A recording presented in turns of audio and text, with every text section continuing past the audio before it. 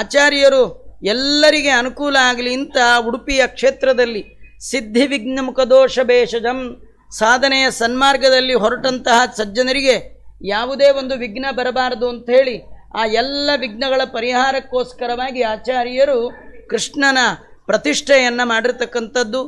ಆನಂದ ತೀರ್ಥ ಭಗವದ್ವದನೆಂದು ಬಿಂಬಂ ವಿದ್ಯಾಸುಧಾಭಿತತ ಕಾಂತಿ ಸುಕಾಂತಿಕಾಂತಂ ಯಪ್ರೇಕ್ಷತತ್ರ ಭವತಾಪ ಶಮಾಯ ಭಕ್ತ್ಯಾ ತದ್ದಾಸದಾತ್ಯಮಪಿ ಕಿಂ ನ ದದಾತಿ ಪುಂಸಃ.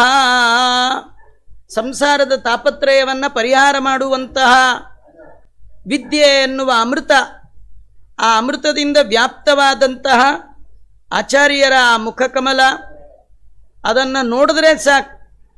ಆಚಾರ್ಯರ ಮುಖದರ್ಶನ ಮಾಡಿದರೆ ಎಲ್ಲ ಅಭಿಷ್ಟಗಳು ಕೂಡ ಸಿದ್ಧಿ ಆಗತ್ತಂತೆ ಅಂಥದ್ದು ಅಂತ ವರ್ಣನೆ ಮಾಡ್ತಾ ಇದ್ದಾರೆ. ಮುಂದೆ ಆಚಾರ್ಯರು ಪ್ರಯಾಣ ಮಾಡ್ತಾ ಗೋಮತಿ ನದಿ ತೀರಕ್ಕೆ ಬಂದಿದ್ದಾರೆ. ಅಲ್ಲಿ ಅನೇಕ ಜನ ವೇದ ಪ್ರಮಾಣವೋ ಅಲ್ವೋ ಅಂತ ಶಂಕ. ಆಚಾರ್ಯರು ವೇದ ಪ್ರಾಮಾಣ್ಯವನ್ನು ತೋರಿಸ್ತಾ ಇರ್ತಕ್ಕಂಥದ್ದು. ಆ ಸಂದರ್ಭದಲ್ಲಿ ಒಮ್ಮೆ ಆಚಾರ್ಯರು ಪಾಠ ಹೇಳುವಾಗ ದೀಪ ಆರೋಯ್ತಂತೆ. ಅದು ಈ ನಮ್ಮ ಕರೆಂಟ್ ಥರ ಅಲ್ಲ, ಅದು ದೀಪ ಗಾಳಿಗೆ ಆರೋಯ್ತು. ಮತ್ತೆಲ್ಲ ಶಿಷ್ಯರು ಅಂದ್ಕೊಂಡ್ರು ಇವತ್ತು ಪಾಠ ಮುಗೀತು ಅಂತ ಪುಸ್ತಕ ಮುಚ್ಚಿಟ್ರು. ಆಚಾರ್ಯ ಕೇಳಿದ್ರು, ಪುಸ್ತಕ ಯಾಕೆ ಮುಚ್ಚಿದ್ರಿ? ಅಲ್ಲ ಲೈಟ್ ಇಲ್ಲ, ಬರತ್ ನೋಡಿ ಎಂದರು. ಏನು ಮಾಡಿದ್ದಾರೆ? ವ್ಯಾಖ್ಯಾತ ನಿಶುಚಕದ ಚನ ಪ್ರದೀಪೆ ಸಂಶಾಂತೆ ಪುನರಪಿ ವಾಚಯಂ ಬಭೂವ ಶಿಷ್ಯಾನ್ ಸ್ವಾನ್ ಪುರು ಕರುಣಾಂಗ್ರಾಂಗ್ರೇ ಅಂಗುಷ್ಟ ಸ್ಫುಟ ನಕರಾಂತರೋಚಿಶೈವ. ಶಿಷ್ಯರ ಮೇಲಿನ ಕಾರುಣ್ಯದಿಂದ ಪಾಠವನ್ನು ಮುಂದುವರಿಸಬೇಕು ಅಂತ ಮಧ್ವಗುರುಗಳು ಏನು ಮಾಡಿದ್ದಾರೆ, ತಮ್ಮ ಪಾದದ ಹೆಬ್ಬೆರಳಿನ ಉಗುರನ್ನು ನೆಲಕ್ಕೆ ಹೀಗೆ ಮಾಡಿದ್ದಾರೆ. ಆ ನೆಲದಿಂದ ಹೊರಟಂಥ ಬೆಳಕು ಅವರ ಪಾದದ ಬೆಳಕಿನ ಇದರಲ್ಲಿ ಇಡೀ ದಿನದ ಪಾಠ ಆಯ್ತು. ಇನ್ನೆಂಥ ಬೆಳಕು, ಇಂಥ ತೇಜಸ್ಸಿನ ಕಾಂತಿ ಅವರದು ಅಂತ ನಾವು ತಿಳ್ಕೊಳ್ಬೇಕು. ಅಲ್ಲಿಂದ ಭದ್ರಾ ನದಿ ಅಂತ ಆ ನದಿಯ ದಂಡೆಗೆ ಆಚಾರ್ಯರು ಬಂದಿದ್ದಾರೆ. ಅಲ್ಲಿ ಅನೇಕ ಜನ ದಶಶತ ಪುಂಬಿರ ಶಕ್ತಿಯ ಅಲ್ಲೊಂದು ದೊಡ್ಡ ಬಂಡೆಗಲ್ಲಿತ್ತು. ಆ ಸಾವಿರಾರು ಜನ ಅದನ್ನು ಅತ್ಯಂತ ಪ್ರಯಾಸದಿಂದ ಆ ನದಿಗೆ ಅಡ್ಡ ಇಡಬೇಕು ಅಂತ ತರ್ತಾ ಇದ್ರು. ಆಗ್ತಿರ್ಲಿಲ್ಲ, ಬರೀ ಐಸ ಐಸ ಅಂತಿದ್ರೆ ವಿನಃ ತಳ್ಳಿಕ್ಕೂ ಆಗ್ತಿರ್ಲಿಲ್ಲ. ಆಚಾರ್ಯ ನೋಡಿದ್ರು, ಯಾಕೆ ಸ್ವಲ್ಪ ಎಲ್ಲ ಈ ಕಡೆ ಬರ್ರಪ್ಪ ಅಂತಂದು ಆಚಾರ್ಯ ಏನು ಮಾಡಿದ್ದಾರೆ, ನಿನ್ನೇನೋ ಇತಿ ಜನತಾ ಜಗಾದ ತತ್ರ ಲೋಕಾನಾಮುಪಕೃತಯೇ ಕುತಶಿಲೇಯಂ ನಿನ್ನೇನೋ ಇತಿ ಜನತಾ ಜಗಾದ ತತ್ರ. ಆಗ ಆಚಾರ್ಯರು ಏನು ಮಾಡಿದ್ದಾರೆ, ಇದು ಸಾಮಾನ್ಯರಿಗೆ ಸಾಧ್ಯ ಇಲ್ಲ, ನಾವೆಲ್ಲ ಪ್ರಯತ್ನ ಮಾಡ್ತಾ ಇದ್ದೀವಿ ಅಂತ ಜನ ಹೇಳಿದಾಗ ಆಚಾರ್ಯರು ನೀವೇನು ಯೋಚನೆ ಮಾಡಬೇಡಿ ಅಂಥೇಳಿ ಅವರು ಸಂಜೀವನ ಪರ್ವತದಂತೆ ಆ ಶಿಲೆಯನ್ನು ಎತ್ತಿದ್ದಾರೆ ಆಚಾರ್ಯರು. ನಿನ್ಯೇತಾಂ ಗಿರಿರಿವವಾನರೀಕೃತಾತ್ಮ ಲೀಲಾವತ್ಕರ ಕಮಲೇನ ಕೋಮಲೇನ. ಕೋಮಲವಾದ ಒಂದೇ ಕೈಯಲ್ಲಿ 150 ಟನ್ ಇದೆಯಂತೆ. ಇವತ್ತು ಕಳಸ ಅಂತ ಚಿಕ್ಕಮಗಳೂರು ಹತ್ರ ಅಲ್ಲಿ ಆಚಾರ್ಯರೆತ್ತಿಟ್ಟ ಬಂಡೆ, ಅದರ ಮೇಲೆ ಬರೆದಿದ್ದಾರಂತೆ. ನಾನು ಇದುವರೆಗೂ ನೋಡಲಿಲ್ಲ, ಆ ಭಾಗ್ಯ ಇನ್ನೂ ಸಿಕ್ಕಿಲ್ಲ. ಒಂದೇ ಕೈಯಲ್ಲಿ ಎತ್ತಿಟ್ಟಿದ್ದಾರೆ. ನಮಗೆ ಕ್ಯಾರಿಯರ್ ಹಿಡ್ಕೊಳಕ್ಕಾಗಲ್ಲ ಒಂದು ಕೈಲಿ ಒಮ್ಮೊಮ್ಮೆ. ನಮ್ಮದು ಏನು ಕಡಿಮೆ ಇಲ್ಲ ಶಕ್ತಿ, ಆದರೆ ಕೆಲಸ ಮಾಡುವಾಗ ಮಾತ್ರ ಶಕ್ತಿ ಅಡ್ರೆಸ್ಗೆ ಇಲ್ಲ. ಹೀಗೆಲ್ಲ ಆಗಿಬಿಟ್ಟಿರುತ್ತೆ. ಅಂತಹ ಮಧ್ವಾಚಾರ್ಯರಿಂದ ಒಂದೇ ಕೈಯಲ್ಲಿ ತಂದ ಬಂಡೆ ಅಂತ ಅದರ ಮೇಲೆಲ್ಲ ಬರೆದಿದ್ದಾರೆ. ಒಂದು ಸತಿ ಆಚಾರ್ಯರು ಸೂರ್ಯಗ್ರಹಣ ಕಾಲದಲ್ಲಿ ಸಮುದ್ರ ಸ್ನಾನ ಮಾಡಿದ ಪ್ರಸಂಗವನ್ನು ವರ್ಣನೆ ಮಾಡಿದ್ದಾರೆ. ಆಚಾರ್ಯರು ಬರ್ತಾರೆ ಅಂತ ಅನೇಕ ಜನ ಅಲ್ಲಿ ಬಂದಿದ್ದಾರೆ. ಮಧ್ವರ ದರ್ಶನ ಪ್ರಭಾವ ಎಲ್ಲರಿಗೆ ಆನಂದ ಉಂಟಾಗಿದೆ.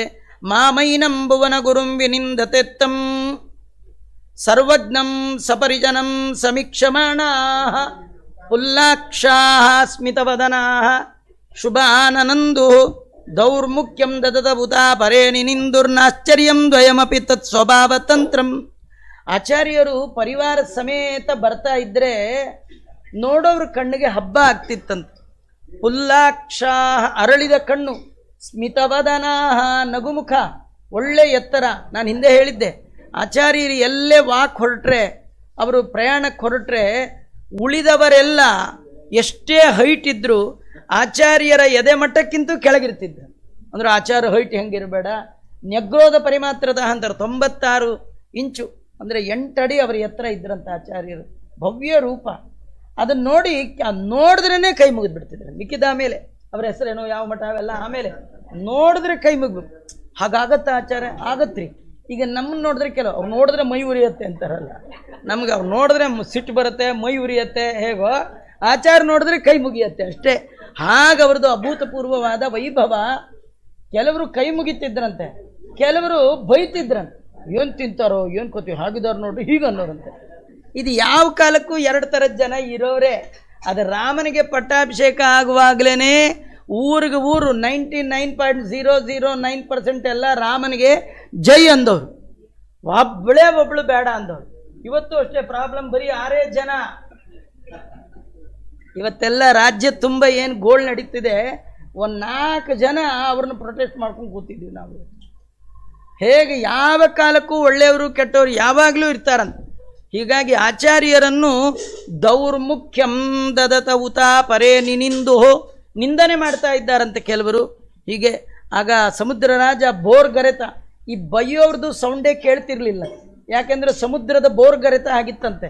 ಸಮುದ್ರ ಹೇಳ್ತಾ ಇದ್ದಾನೆ, ಮಾಮೈನಂಬುವನ ಗುರುಂ ವಿನಿಂದತೆತ್ತಂ, ಲೋಕಕ್ಕೆ ಗುರುಗಳು, ಇವರನ್ನ ಬೈಬೇಡಿ ನಿಮಗೆ ಒಳ್ಳೇದಾಗೋಲ್ಲ ಅಂತ ಆ ದುರ್ಜನರನ್ನ ಧಿಕ್ಕರಿಸುವ ಸಲುವಾಗಿ ಸಮುದ್ರ ಬೋರ್ಗರೆತ ಮಾಡ್ತಾ ಇದೆ. ಮಧ್ವರ ಬಾಗಿಲಿಗೆ ಬಾಗಿ ಸಮುದ್ರ ರಾಜ ಬಂದಿದ್ದಾನೆ. ಮಧ್ವಾಚಾರ್ಯರ ಲಾವಣ್ಯ, ಅವರು ಅದ್ಭುತವಾದ ಅವರ ಸೌಂದರ್ಯ, ಆ ಸಂದರ್ಭದಲ್ಲಿ ಆಚಾರ ಮಾಡಿರ್ತಕ್ಕಂಥ ಐತರೇಯ ಶ್ರುತಿಯ ಪ್ರವಚನ, ಆ ಪ್ರವಚನ ಮಾಡುವಾಗ ಆ ವಚನದ ಗಾಂಭೀರ್ಯಾತ್ಸ್ವನ ಮದರಿ ಕರೋತಿ ಸಿಂಧೋ ಶ್ರಾವ್ಯತ್ವಂ ಬಹತಿ ತಥಾಪ್ಯಹೋಸ್ವನೋಸ್ಯ ಪೂರ್ಣೇಂದು ಪ್ರಭಬದನಂಕಯೇಶ ಧನ್ಯೋ ಮದ್ವೇತ್ತಂ ಜನ ಜಲದಿಸ್ತುಮಾಸು ಪರ್ಯಯಿತ್.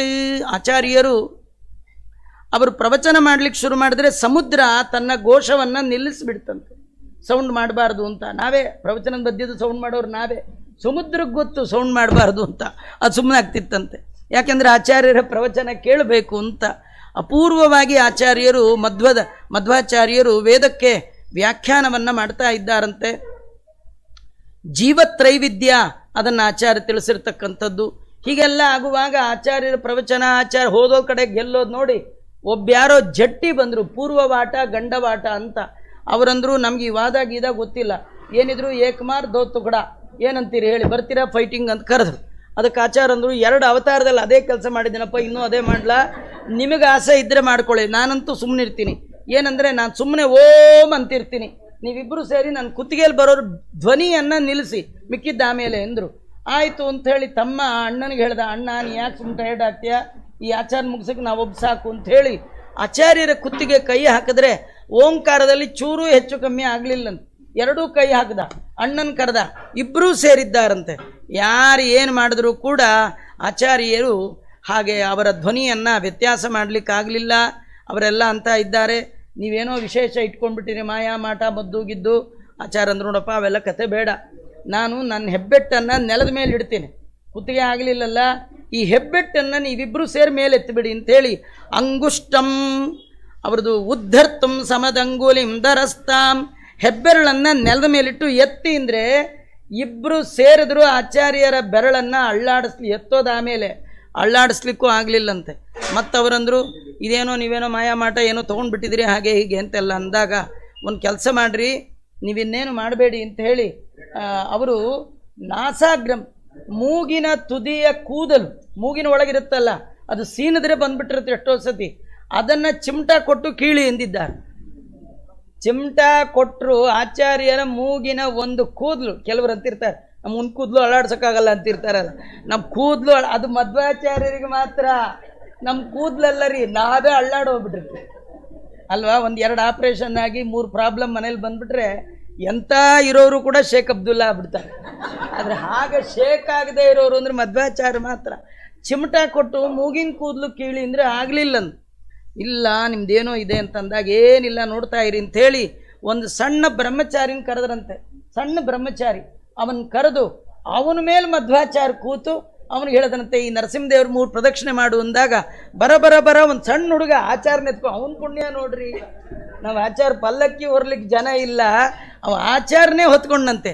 ನಿರಿಯತ್ನಂ ವಟು ಮದಿರು ಕ್ಯಮಂದಹಾಸಿ ಸಪ್ರಾಯಾದಿಹ ಪರಿತೋ ನೃಸಿಂಹಗೇಹಂ ಐಶ್ವರ್ಯ ಇಲ್ಲಗಿಮ.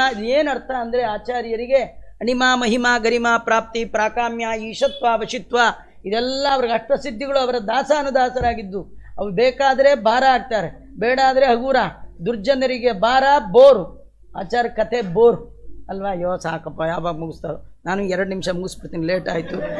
ಪೂರ್ವವಾಟ ಗಂಡವಾಟ ಅವರೆಲ್ಲ ಹೀಗೆ ಮುಗಿದಿದೆ.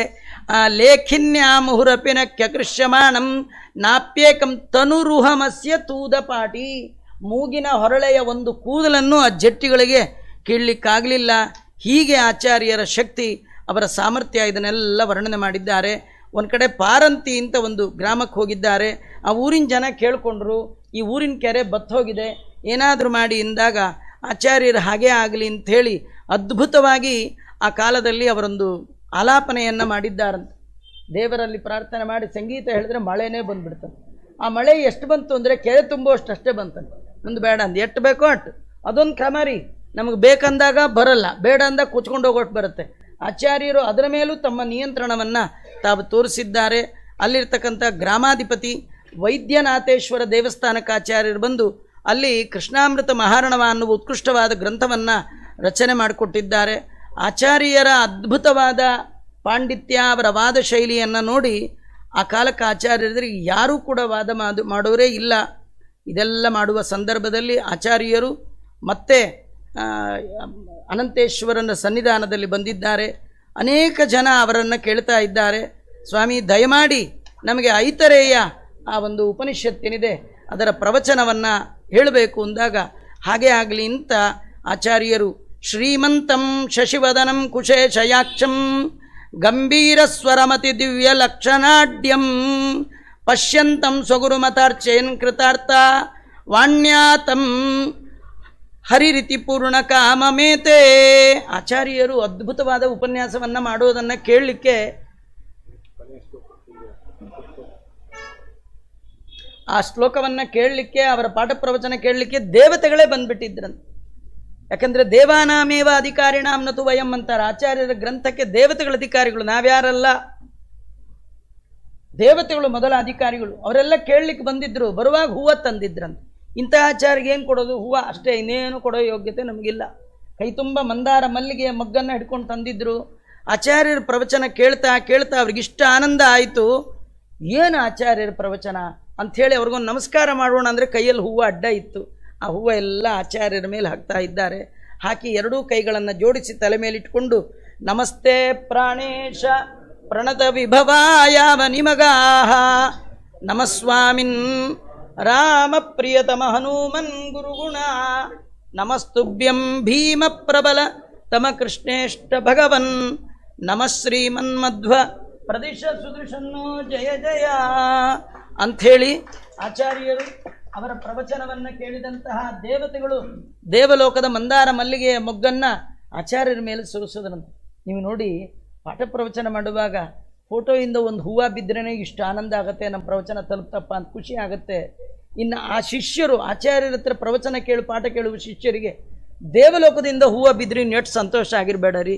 ಎರಡೂ ಕೈ ಮುಗಿದ್ಬಿಟ್ಟು ಅವರು ಒಂದು ನಿಮಿಷ ಕಣ್ಣು ಮುಚ್ಕೊಂಡ್ರಂತೆ. ಆಮೇಲೆ ಬಂದು ಆ ಹೂವು ಪಕ್ಕಕ್ಕೆ ಸರಿಸಿ ನೋಡ್ತಾ ಇದ್ದಾರೆ. ಆಚಾರ್ಯರು ಇಲ್ಲ.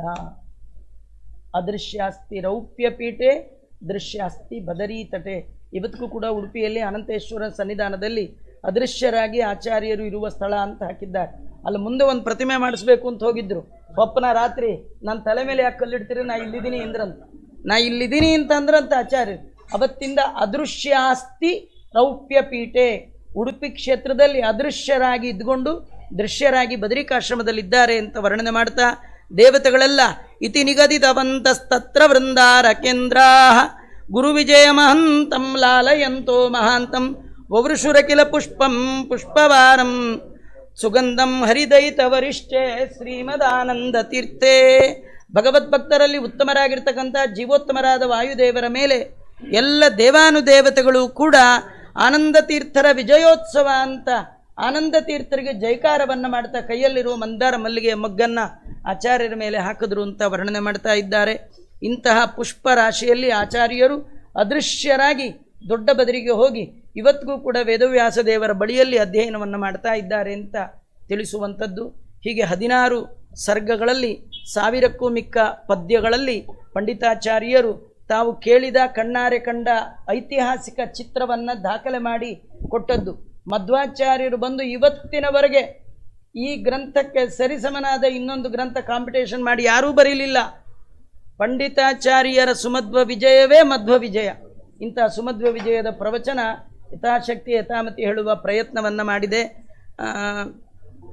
ಭಗವಂತ ಆಚಾರ್ಯರ ಹೃತ್ಕಮಲ ನಿವಾಸಿಯಾದ ಭಗವಂತ ಅವನು ಪ್ರೀತನಾಗಲಿ ಅಂತ ಹೇಳ್ತಾ ದೇವರಲ್ಲಿ ಪ್ರಾರ್ಥನೆ ಮಾಡ್ತಾ ಶ್ರೀ ಕೃಷ್ಣಾರ್ಪಣಮಸ್ತು. ಸರ್ವೇಂದ್ರಿಯ ಪ್ರೇರಕೇಣ ಶ್ರೀ ಪ್ರಾಣಪತಿನೇರಿತ ಯದವೋಚ ಮಹಂತೇನ ಪ್ರಿಯತಾಂ ಕಮಲಾಲಯ ಮಧ್ವೇಶಾರ್ಪಣಮಸ್ತು. ಕೃಷ್ಣಾರ್ಪಣಮಸ್ತು.